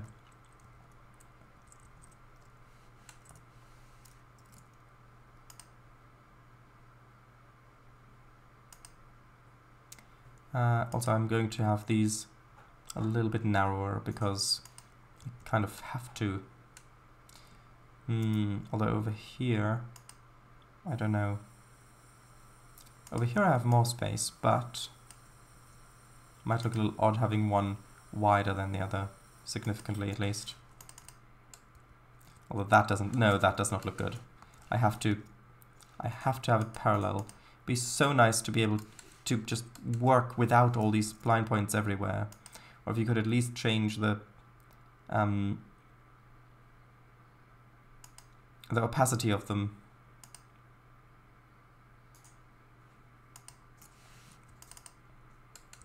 That one's a little too narrow. Needs to be a little bit wider.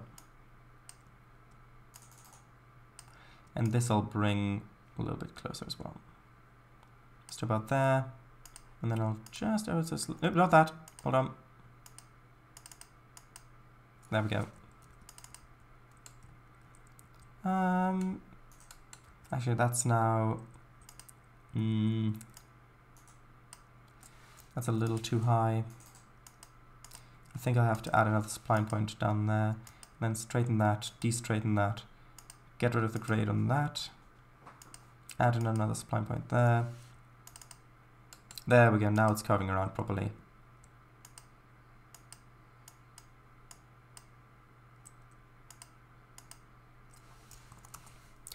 Right. Bye-bye. Well, I already got the model. Ah, well then, that's great. Have you already animated your model as well? Or, but yeah, but if you want to get to other models into Trainz, I think, like like one of the things is, I think that there's a polygon limit to what you can do with that before you need to put in lodding. And in my experience, when you need to do lodding, it can get a bit complicated because there are different ways you can do it, and then different methods vary depending on what version of Trainz you're working with or making stuff for, and then documentation on that varies, and then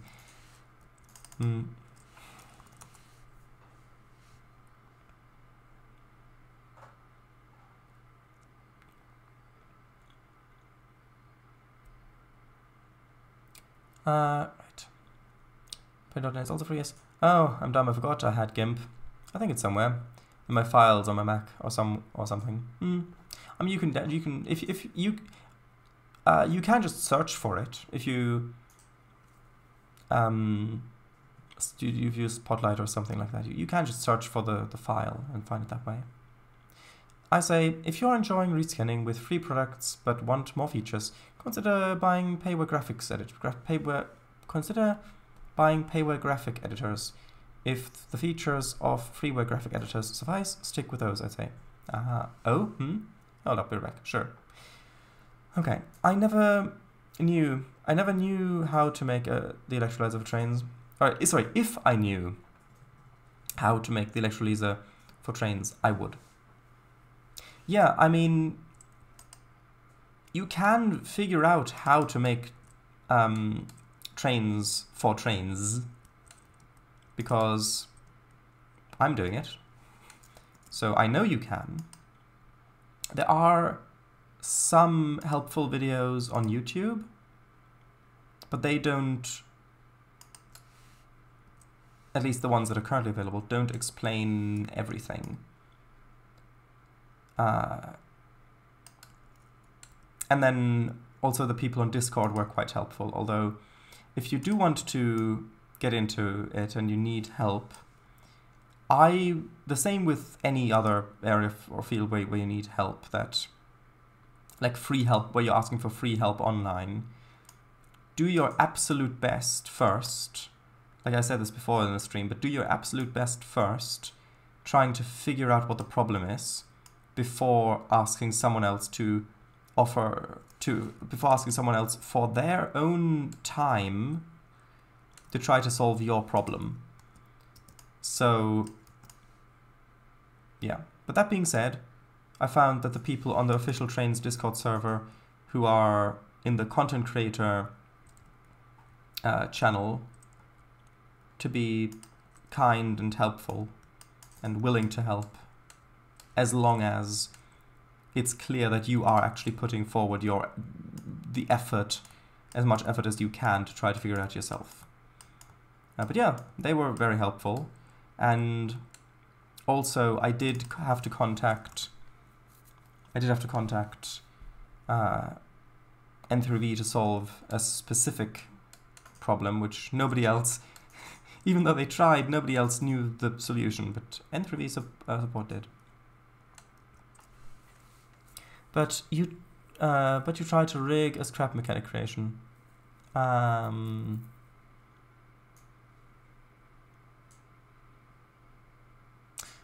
Okay, do you mean like if you were to convert it to Trainz? Like, because if you were to, I don't really know, like, do you mean trying to convert scrap mechanic creation to a model that can be imported in Trainz? Or, I don't know what you mean.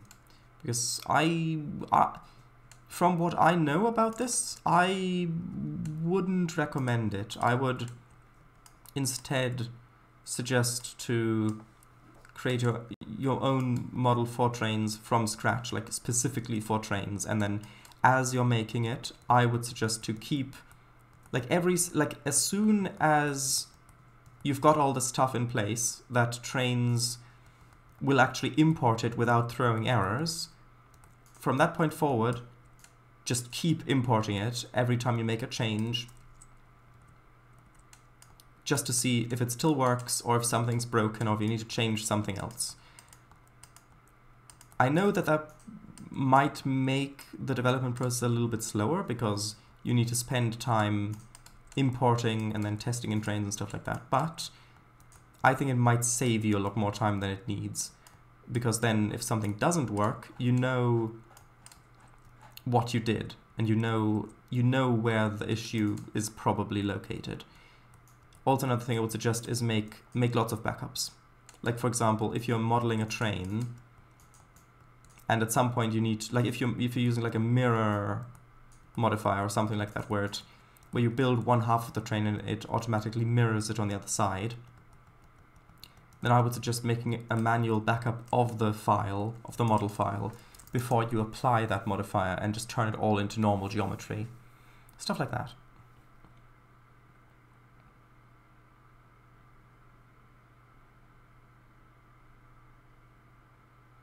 I forgot a copy of Scrap Mechanic. Got my laptop, gonna attempt reskinning. Ah, well, have fun. Right, we're back in a few. Sure, we've only got about 10 minutes left. Right, I'm banned there, so that's not an option. Ah, that is unfortunate. Also, do I want traffic lights up here as well, or do I think... I think probably a stop sign would be enough up here. Did I have a stop? I had stop signs over here somewhere.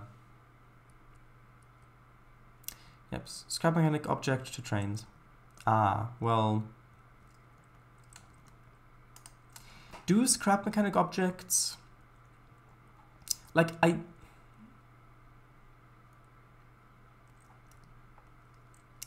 I don't know enough about that to be able to really comment. However, I think that, so with Trainz, I would pay attention to making the models as optimized as possible. And the amount of detail you put in areas, also I would vary that. So the really fine stuff, I would... a yellow one? Maybe I'll turn one of them. Maybe I'll make one of them yellow, sure. Yeah, so... I don't know how Scrap Mechanic makes... like, how the 3D models in that work. Because it's voxel-based... A concern might be that there are unnecessary faces. Like, for example, if you build the outside, like a shell of the locomotive, then I would assume that that has faces on the inside as well, because you're only building the blocks around the outside, and so you might even have a lot of faces. Like if you have like a, I don't know. I know Scrap Mechanic has like wedges and stuff like that. So if you've got wedges, like a triangle like that, and then a flip triangle on top, and a triangle like that, then all of those might be different faces. And all of that additional geometry isn't needed in Trainz. In fact, it would only slow it down and cause performance issues and stuff like, well, maybe cause performance issues. I can't say that for certain because I don't know how complicated your model would be and stuff like that. But if you I mean, I guess maybe if you can export it as an OBJ file, maybe you could export it from Scrap Mechanic and then import it into another. I mean, yeah, you would have to import it into an. Where are all these stop signs? I thought I had. Ooh, maybe they were along here. Ah, yeah, probably that's probably it. Yeah, and then import it into another.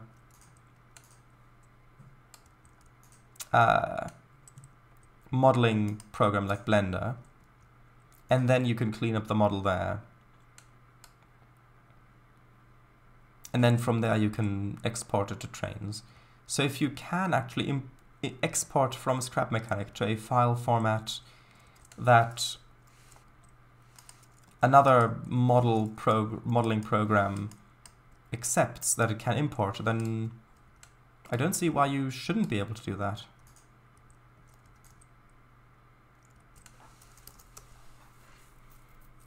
Even though, but even still, what I would probably do is try to create screenshots in Scrap Mechanic of your model, like in the most orthographic way possible, so with the least amount of perspective distortion, and take screenshots from the side, from the front, from the top, from the bottom, from the rear, and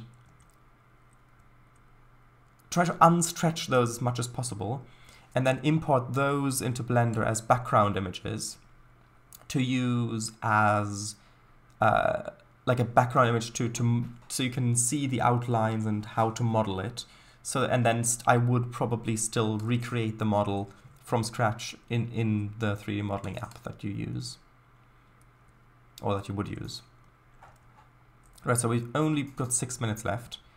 It's not that much we can do probably in those 6 minutes here. And as well, we can start connecting the bridge. Although looking at this, how do I want the road to continue? Because I do want a road to continue over there. Given that there's an uphill, we might actually need to put in another road coming to this intersection here that goes off that way. But then maybe we'll have another intersection up here and have a road just going down the hill over this way. Although realistically you're not going to see that much. Yeah, if I'm going to put buildings up against this road, or even if I'm just going to put buildings down here, like that for example, and then have trees along the edge, I think that's probably going to be a better idea. Then I don't need to put really much detailing in there at all, which is good because it saves time and it saves performance. So yeah, if I just get some of these trees along here,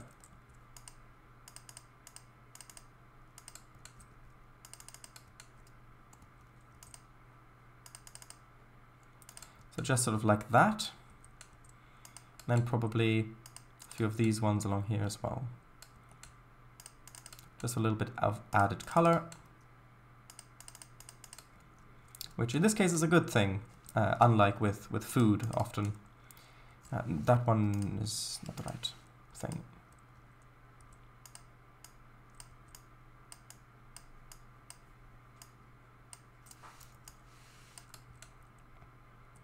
Yeah, so just so something like that. Yeah, I think that'll work great actually. So if I've got bye-bye VGR, bye-bye. So yeah, if I've got this, if I make this into another intersection, let me quickly do that so I don't forget. And actually here I will likely want the a row that allows overtaking. Let me just very quickly do that. So from about there, probably going off straight. So at a tangent, I think that's the correct term. Yeah, it's a tangent, isn't it? If you've got a line, then the tangent is whatever goes off at a 90-degree angle from the point on the curve. Isn't that right? Or am I mistaking the terms? I might be mistaking the terms. Okay, so then is that... Yeah, I might have to redo this a little bit. Did I? I did, okay. Oh, right, chat.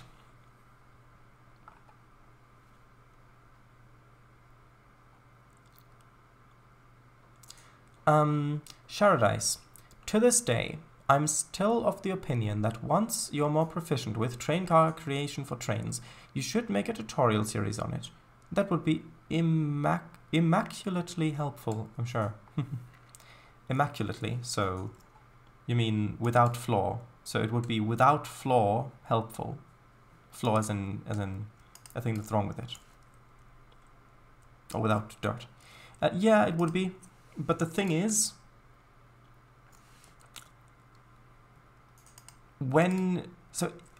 if I make a tutorial about something, then the information I show people, the information I show people in the tutorial, great. But then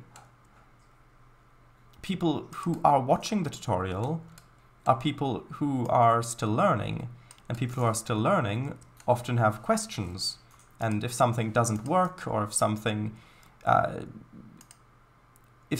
doesn't go as they planned, or if they need help with something, then I will be asked those questions. And if I make a tutorial about that, then I want to feel knowledgeable enough about whatever subject I'm making a tutorial about to be able to answer those questions, or at least the majority of those questions. Which is why I was comfortable making a tutorial about making Trainz routes, because I've got quite a bit of experience in that. But when I'm only just starting out making a train asset myself, I know you said when I'm more proficient with it, but when I'm only just starting out making a train asset myself, for the first time, no, I'm not making a tutorial about that. That would not be a good idea. Although, if I were to have already accumulated more experience with it, then, yeah, why not?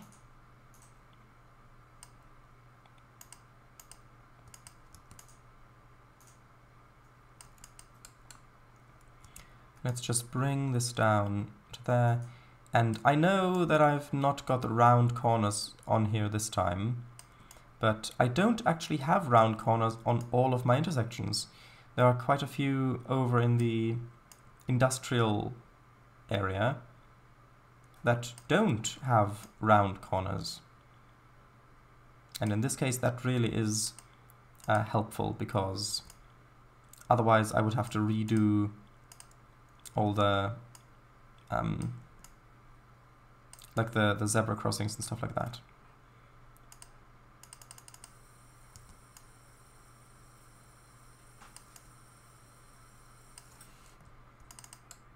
Yeah, and that looks good anyway.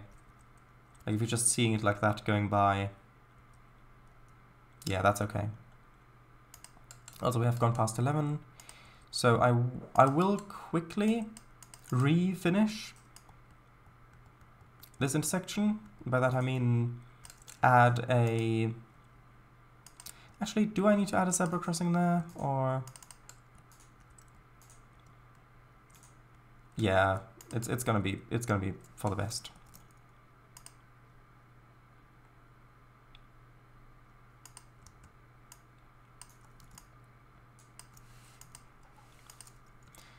Right.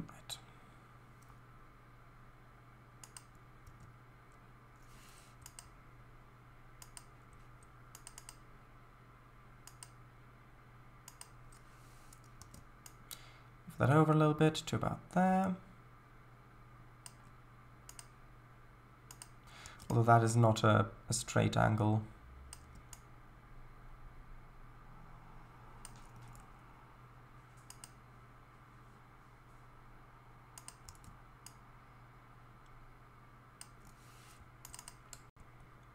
There we go, now I just need to put in a street light and a thick white stripe.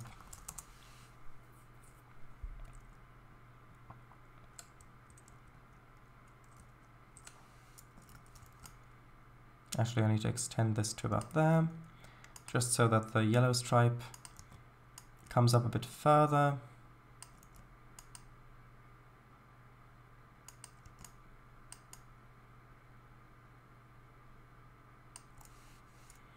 And that's not straight, I can already tell.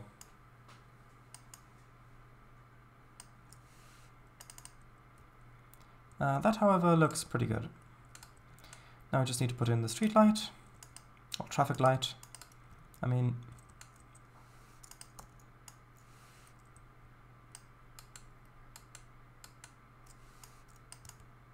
Now move that to about there, although I think I need to move this over a little bit still to about there.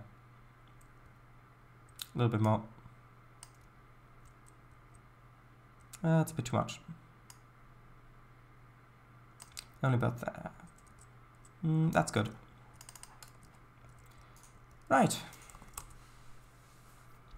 So now it's time to get a thumbnail. And then, well, then it's time to end the stream, as it usually is at this point on the live streams.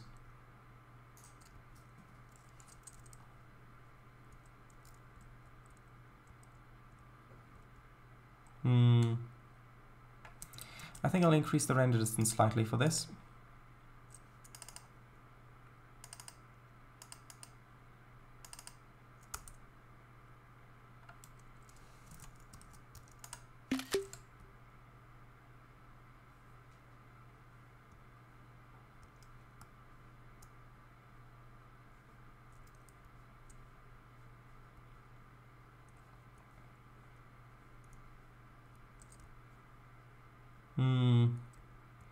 Like, see, I would like to have this intersection on the thumbnail, but then all the other stuff in the background is just a bit too far in the background.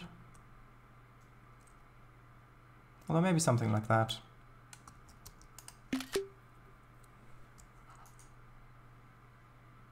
I'll go a little bit further out, given that I'll have to have a... Well, I will have the border around it.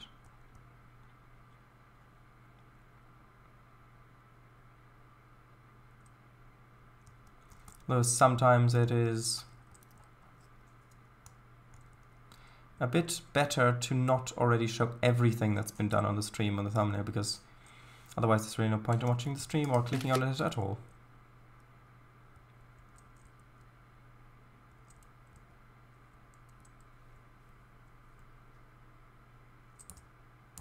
So actually maybe just having it somewhat like this might be nice.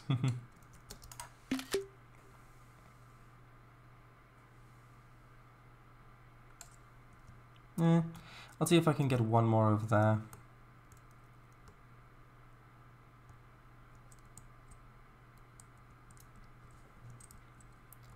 Ooh, maybe just like that. That could be quite good.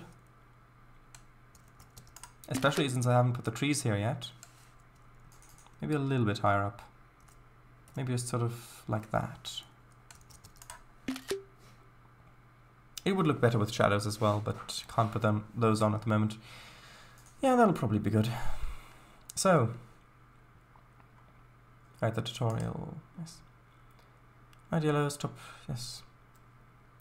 There are. Yeah, I'm not sure if the more modular scrap mechanic models really fit in with Trainz. That's what I'll do. That's how I converted the electrolyzer from SM to Kokatsu, whatever that is. Good idea. Screenshot it all, then remodel it in Blender based on the screenshots. Yeah, that's reference. Also, don't you need trees in the green space, medium 2? Yes, of course I do. But I'll put those in once I've put in the intersections that I want, because otherwise I'll just have to delete them or remove them around. And then the gaps won't fit, and then I'll have to reposition them. Okay. XDDD, add color with food. Oh, yeah, too true. And then, as well, tangent. Oh. Ah, it's the, yeah, so it's the line that goes along with the curve at a point, not that goes off at a 90-degree angle. So then what's the line that goes off at a 90-degree angle from a point on a curve? Well, that's the normal, isn't it? Yeah, hold on. 1 second. Hold on. Mathematics. Normal geometry, is that... Yeah, the normal, that's what I wanted. Yeah. Yeah, is if you've got a line or a curve at this point. Well, this is a face at this point, but... yeah, because with a face you've got the... If you're working in 3 dimensions, but if you're working in 2 dimensions, then I'm sure it would be the same. Although, is there a...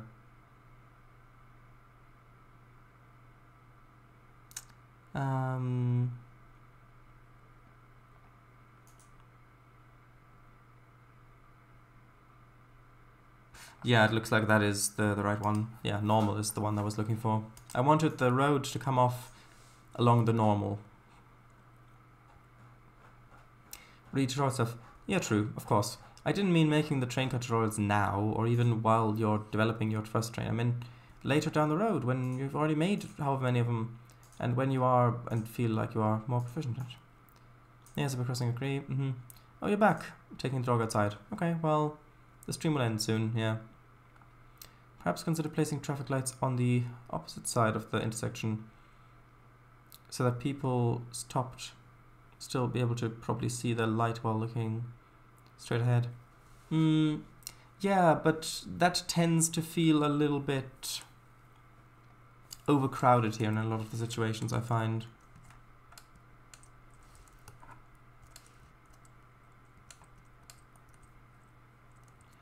Because as you're coming along here, you can see we've got traffic lights there, but if you imagine another one coming over on that side, and then another one actually would be, yeah, over here, you'd have another one coming out that way, and then you'd have one coming out from this one going that way, but then I'd have to have another pole going up on this side, and it would just feel a little bit overcrowded, I find. On opposite sides instead? I tried that also, but it doesn't feel right. It doesn't feel right to me. This feels better. Right, so in this stream, we extended the road this way, figured out how we're going to make the roads going up and over with the bridges, made some really quite, well, a really quite complicated intersection, one a little bit more basic intersection, made the road go all the way up here, and talked a whole bunch about good stuff. So next time we'll continue with that, so I'll connect that road up here, make that intersection there, I'll make the road come up and down there, and then we'll probably make an underpass for the for a road over here, or I don't know, maybe we won't do that yet, because if I do end up making buildings go quite close to the tracks like that, then I might not actually, yeah, we might still need to put in underpasses, but we'll see. Yeah, so once we figured out the road layout immediately around this intersection and actually put down the roads, then it'll be time to make the parallel road going along here. So, like we did with the other one, making a couple of intersections along here on both sides, and then just putting more buildings around the immediate edge of the road, like we did over here. So, yeah, just on the immediate edge of the road, like that. And then we'll have this whole stretch pretty much finished. And then it will actually be time to make the junction going into the terminus. But that's still a few streams off, so I've still got plenty of time to research that, so that's good. Right, so that's good, like I said. What I miss? Well, I just said what you missed. Well, some of it you didn't. Some more talk about Trainz roads. Actually, that might, like this might also be quite a good thumbnail, just by chance, although it looks quite similar to the one we had previously, I think. Anyway,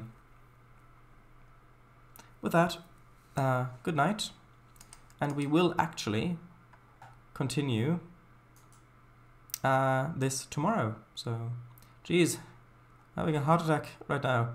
$40 for an add-on for Train Simulator Classic. Yeah, if you get something for that, get it on sale. Don't pay full price for it. For most things, some things are worth full price, I think, but most things, wait for sale. Anyway, right. Good night. Bye bye.